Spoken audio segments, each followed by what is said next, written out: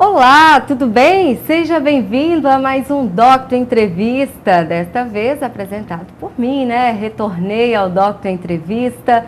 Vanesca deixará saudades, uma grande, excelente profissional, mas estou de volta assumindo aqui o programa da casa Doctor Entrevista e hoje nós vamos falar com a Thelma Campos, ela que é coordenadora do Movimento Social Isis Materna em Caratinga. Eu já tive a oportunidade de conversar, inclusive no Doctor Entrevista, com a Thelma e mais 3 ou 4 colegas, se não me engano, e falamos sobre o que é doula, um assunto que está ganhando repercussão em Caratinga, né, através deste movimento encabeçado pela Thelma, junto com outras colaboradoras também, que está aí sempre quando pode ajuda a Thelma. E hoje nós vamos falar sobre novidades, sobre violência obstétrica, né, Thelma? Obrigada, viu, Thelma, pela sua participação. Seja muito bem-vinda mais uma vez ao Doctor Entrevista. Eu que agradeço, é uma honra e um grande prazer mesmo falar desse assunto que envolve toda a sociedade de um modo geral, não é verdade? Pois é. E a Isis Materna, Thelma, ela foi criada em Caratinga com a proposta de orientar a população sobre... Orientar a população sobre os seus direitos com relação à humanização no atendimento da mulher e familiares no tocante à gestação, parto, puerpério, luto gestacional. E a gente também passa informações sobre educação positiva, que é uma criação com apego, de forma a educar crianças com gentileza e firmeza ao mesmo tempo, né? Sem violência, sem punições, para que possa ter uma gama de assuntos que vai além do nascimento, né? Inclui também a maternidade. E também quebrar paradigmas, né, Thelma? Porque a gente vê muitas pessoas assim falam, tá ali na escritura, tem aquela relação da mulher com o pecado, né? Tem ali na Bíblia Sagrada que a mulher foi feita só para dar prazer ou sentir dor no momento do parto, né? E procriar. Isso acabou, isso tem que ser colocado um fim, né? A mulher não nasceu para sentir dor num parto. É polêmico, depende muito de cada um. Eu acho que isso é muito individual. Existe um ramo, vamos dizer assim, comunidades, entendimentos de que a mulher tem que passar pelas dores, que ajuda na cura. Mas hoje em dia a gente tem que respeitar a individualidade. Então a humanização está nisso. A maioria pensa assim, eu tenho a dor, eu aceito a dor, mas eu posso aliviá-la, vou buscar formas. Existe hoje hipnose, né, o hipnobirthing, que se a mulher pode fazer esse tratamento durante a gestação, ela consegue ter um parto sem dor, né, que é o chamado parto sem dor. Então, assim, cada uma vai buscar, né, o seu parto, o seu refúgio. Sonho. Vai planejar da sua forma, né? Eu acho isso bacana na humanização, porque é individualizado. Não existe uma fórmula igual para todas, né? Cada uma vai ter o seu atendimento conforme o seu desejo, né, do seu coração, o seu sonho. Pois é, Thelma, e a polêmica do momento agora envolvendo aí o Ministério da Saúde, né, que está bastante combatendo aí a questão da violência obstétrica. E aí já entrou o Ministério Público Federal. Eu queria que você falasse um pouco sobre este movimento que está acontecendo em cima do parto humanizado, da violência obstétrica, que o nosso telespectador deve saber sobre que movimento é este que está acontecendo na área de saúde. Então, o Ministério da Saúde ele emitiu um despacho em resposta a entidades da saúde para que o termo violência obstétrica não fosse utilizado, que não seria adequado, que entende que violência obstétrica só existiria quando houvesse intenção, né, de que haja dano físico à gestante, à parturiente. Acontece que foi bastante equivocado essa colocação. Citar a Organização Mundial da Saúde, que diz que só haveria dano físico e intencional para haver violência obstétrica. E não é assim que a Organização Mundial da Saúde preconiza. Preconiza, inclusive, danos psicológicos, né? Então, a gente vê que houve, assim, equívocos nesse despacho e o Ministério Público Federal já se manifestou a esse respeito. Várias instituições, ao longo do nosso território nacional, já emitiram nota de repúdio, inclusive a OAB representando as mulheres advogadas.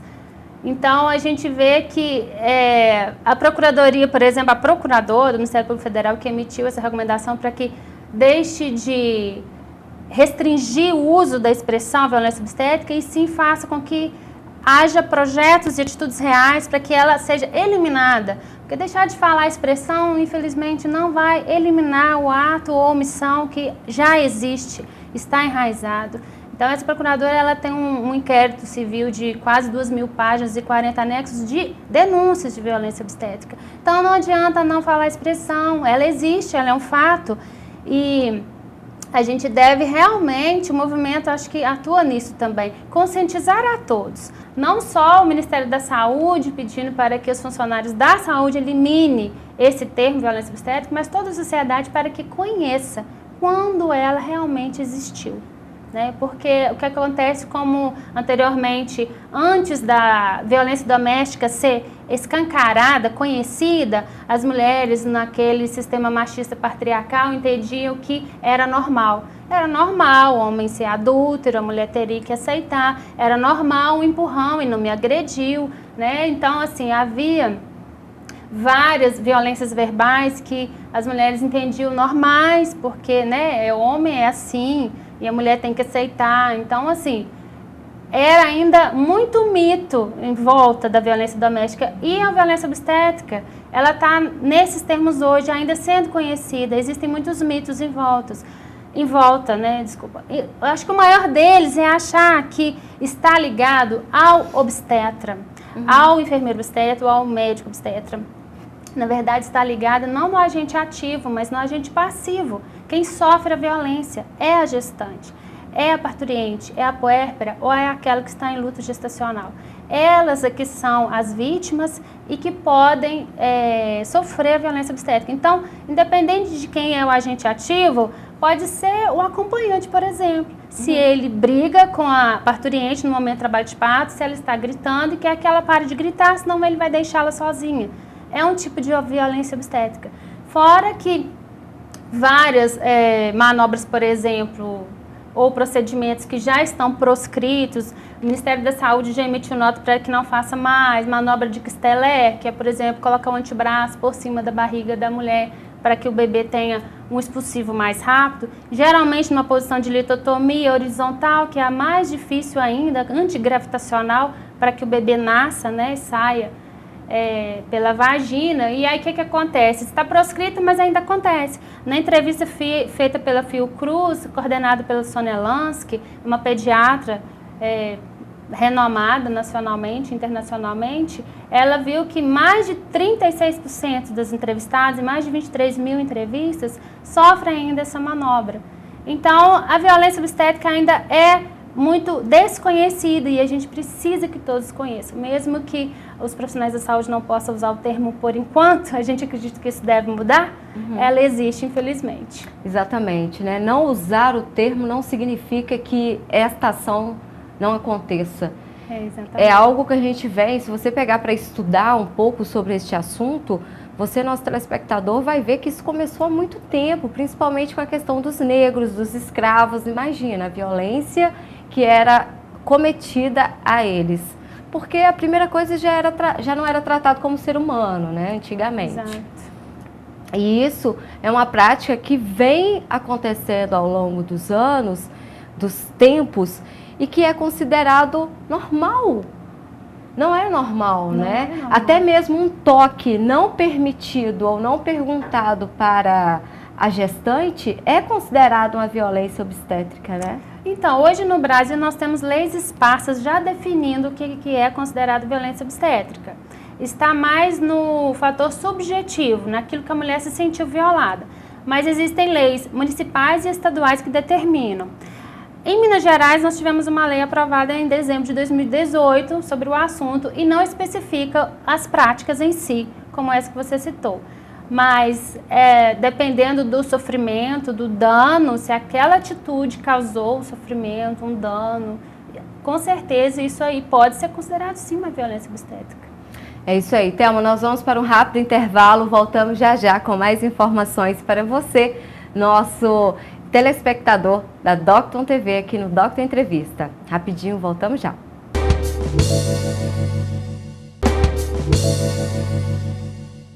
Olá, estamos de volta com mais um bloco do programa Docton Entrevista, o último bloco de hoje. Estamos conversando com a Thelma Campos, ela que é coordenadora do Movimento Social Isis Materna aqui de Caratinga. Estamos falando sobre violência obstétrica e parto humanizado, que tem tudo a ver, né, Thelma? E eu queria, Thelma, que você, infelizmente, queria que você falasse um pouco pra gente, Thelma, que você estava me dizendo nos bastidores, sobre uma portaria número 306 de 2016 do Ministério da Saúde. O que diz especificamente esta portaria? Então, uma das atitudes que o Ministério da Saúde informa, esclarece, que tem, né, que está fazendo para diminuir ou eliminar a violência obstétrica real, são esses documentos. Então, tem vários documentos, né, já emitidos. E essa portaria é um documento de 2016 que fala sobre a operação cesariana especificamente. Então, tem uma série de coisas que devem ser cumpridas. Tem a RDC também, por exemplo, 36, que ela fala no seu artigo 8º que deve-se estimular a participação da paciente e dos familiares na assistência prestada. E aí fica para a gente uma reflexão, será que isso mesmo está acontecendo? Essa recomendação da portaria 306, por exemplo, ela diz que deve ser incluída a gestante no processo de decisão para que seja feita a cirurgia. Uma cesariana é uma cirurgia de médio para grande porte. Então, assim, tem que estar bem consciente de tudo que pode acontecer. É uma coisa relativamente comum, mas não é simples assim como corriqueiramente a gente está acostumado a imaginar que é. Então, todas as mulheres que vão ser submetidas, elas têm que assinar um termo de consentimento. Tem que ter registrado nesse termo de consentimento todos os fatores que influenciaram nessa decisão e destacando o principal dos fatores. E que a mulher que tem um bebê, por exemplo, em apresentação pélvica, né, ele não está cefálico, com a cabecinha virada já para baixo, que é a posição, né, melhor para o nascimento, ela tem que ser informada de que pode haver a AVCE, que é a aversão cefálica externa do bebê, e ela tem que ser informada onde há profissional que pode fazer isso por ela, para que ela tenha essa opção de tentar a aversão externamente, né, mediante manobras, que tem que ser uma pessoa especializada para fazer isso. Então, ela tem que ter essas informações e fica a reflexão se está acontecendo mesmo. Então, existem as recomendações, existem portarias, e a gente tem que se autoavaliar, avaliar o nosso sistema que a gente usa, sistema de saúde, se isso realmente está acontecendo, seja público, seja privado, né, durante o pré-natal, durante a decisão para se fazer uma cesariana. E aguardar o trabalho de parto, por exemplo, ou programar cesariana somente a partir de 39 semanas, é uma recomendação. Então, a regra é aguardar o trabalho de parto. E quase 100% dos casos, né? Existem raríssimas exceções em que não se pode. E a cesariana só pode ser agendada a partir de 39 semanas, ainda assim tem que haver um motivo para isso. Mas geralmente a gente vê um pouco diferente, né? E não é recomendado, por exemplo, o bebê pequeno, pré-termo, também fazer uma cesariana por esse motivo. Existem mais de 220 motivos já catalogados hoje no Brasil por duas especialistas no assunto, que são Melânia Amorim e Ana Cristina Duarte, que é PhD em obstetrícia e obstetriz, respectivamente, mas escritos nas recomendações especificamente dessa recomendação são esses, né? Mas existem inúmeros mesmo, fantasiosos inclusive. Inclusive, eu acho muito interessante que essa portaria é um mito muito enraizado. Ela diz que não são recomendados para que defina uma cesariana ou diga que não está havendo falha na progressão do trabalho de parto com dados antropométricos, por exemplo, a altura da gestante, ou pelvimetria clínica, que é verificar o tamanho da pelve, a bacia e falar que é pequena para que o bebê nasça. Então, é específico que não é motivo, está claro, e a gente tem que refletir, será que isso realmente está acontecendo? E a gente sabe disso? Verdade. A gente sabendo ou não, é dever do profissional da saúde nos informar. Mas se a gente souber, que é isso que a gente quer, que toda a população saiba, né? Busque, se informe verdadeiramente, para que ela possa tomar suas decisões com relação à decisão de ou cirurgia, ou passar pelo trabalho de parto, ou quais profissionais que ela deseja que a atendam, né? E qual que é a sua avaliação, Thelma, do parto humanizado hoje em Caratinga? Como que está o caminhar deste processo? Olha, o parto humanizado, vamos dizer assim, a nível nacional, tem uns 30 anos que ele começou a ser inserido. E há 20 anos ele já está mais consolidado nas capitais, aproximadamente. Existem profissionais esparsos especializados na humanização, especialmente com relação à assistência ao parto. Existem várias áreas de atuação que podem se especializar em humanização. Hoje em dia, no interior, na cidade pequena, não só Caratinga, como várias outras, a gente conhece que isso está engatinhando, caminhando aos poucos. Depende de mais profissionais com esse olhar, com essa capacitação, para que dê esse tipo de assistência para a população de modo geral. A gente vê que não existe um padrão para a gente falar que existe o atendimento humanizado, né? Ou que não existe um atendimento humanizado. E isso aí não é padronizado, porque a humanização, eu acho que um dos principais aspectos é a equipe multidisciplinar ou transdisciplinar. Então, se tem uma equipe, vamos dizer, médico, doula, fisioterapeuta, nutricionista ou pediatra, durante o nascimento especificamente, mais pediatra, geralmente médico, ou enfermeiro obstetra, Caratinga mais é atuação de médico mesmo, ginecologista obstetra, e porventura doula. Até o acompanhante, se estiver junto.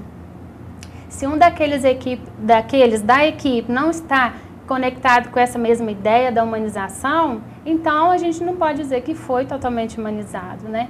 Porque existe essa equipe multidisciplinar, mas que ela esteja toda baseada em evidências científicas, na MBE, que é a medicina baseada em evidências, não fazer procedimentos desnecessários, dar autonomia para a mulher, para a gestante, né? Tanto respeitar quanto dar para ela a credibilidade do seu protagonismo, né? Porque quando ela chega com um plano de parto, por exemplo, muitas pessoas não sabem o que fazer com o plano de parto ou não entendem o que ele significa. Mas outros, por outro lado, a gente já sabe que estão elogiando que tenha trabalho de parto, que sabe que a gestante estudou e entendeu sobre aquilo, tem um planejamento, mas entende que pode ser diferente, né? Porque a gente tem planos A, B, C, D, por exemplo, quando vai planejar um parto domiciliar, que não é nosso caso da região, atualmente não tem equipe, né, regional para esse atendimento. Mas então a gente sabe que existe um plano, um desejo, uma ideia, mas que se precisar mudar no decorrer do processo, a mulher já está consciente, já sabe das intervenções que pode acontecer, que pode ajudar, né? Inclusive a cesariana, que é a última delas, né? Seria o ápice das intervenções. Eu acho lindo a gente ler um relato de parto quando a mulher fala que passou por todo o trabalho de parto e fez uma cesariana e faria tudo de novo. Eu fico feliz porque eu vejo que ela entendeu tudo, né? Então ela se respeitou o tempo do bebê, né? A equipe também respeitou e isso é maravilhoso. A gente está, hoje em dia, acredito aqui, encaminhando para que isso seja 100%. E você é pioneira, assim, Thelma, a gente tem muito a sua imagem, quem acompanha o seu trabalho, né? Se você jogar ali parto humanizado em Caratinga, tem a sua imagem ali no Google, então assim, espalhou, sabe? E eu sei que você faz isso com muita garra, determinação, enfrentando muitos obstáculos, mas esse trabalho que você faz é o início e ainda bem que foi iniciado. Porque se não fosse iniciado por você, por algumas pessoas que acreditam também no que você acredita, isso estaria totalmente paralisado. Doctor Entrevista sempre está aqui de braços abertos, de portas abertas, com essa terceira vez que você vem, porque a gente acredita que a voz tem que ser repassada para quem tem conhecimento.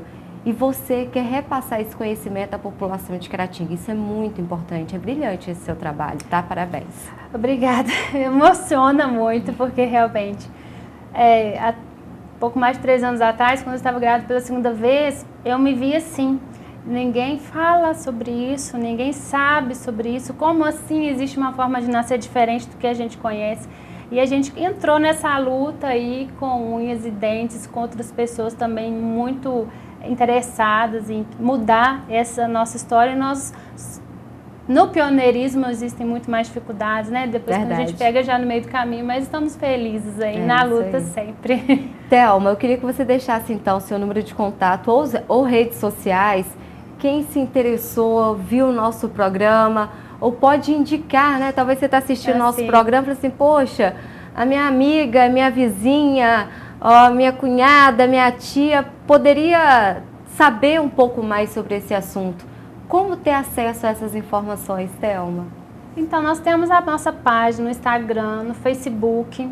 Temos também o grupo no WhatsApp, porque quando a pessoa não tem assim, muito tempo de acessar o Instagram e o Facebook, a gente posta uma publicação diária, no máximo 2, no grupo do WhatsApp também. Então eu deixo o telefone disponível para que quem queira faça contato e a gente inclui no grupo. E a gente passa ali publicações que tem realmente, é passado por um filtro, né? As publicações a gente lê, estuda para verificar se realmente tem um fundamento humanizado e a gente posta. E no WhatsApp também são essas dessa mesma maneira. E o número? O número do telefone é o DDD de Caratinga 33 9 91 16 38 23. Pode mandar uma mensagem que a gente inclui no grupo. Pois é, então tá anotado aí para você, nosso telespectador, vai aparecer o número aí. Obrigada, Thelma, mais uma vez pela sua participação. Eu que agradeço. Porta sempre aberta, sempre que tiver novidade, volte e nos procure, que nós vamos falar também para combater essa questão da violência obstétrica e o parto humanizado, que é fundamental. Obrigada, eu que agradeço. Eu te espero no próximo programa. Até mais!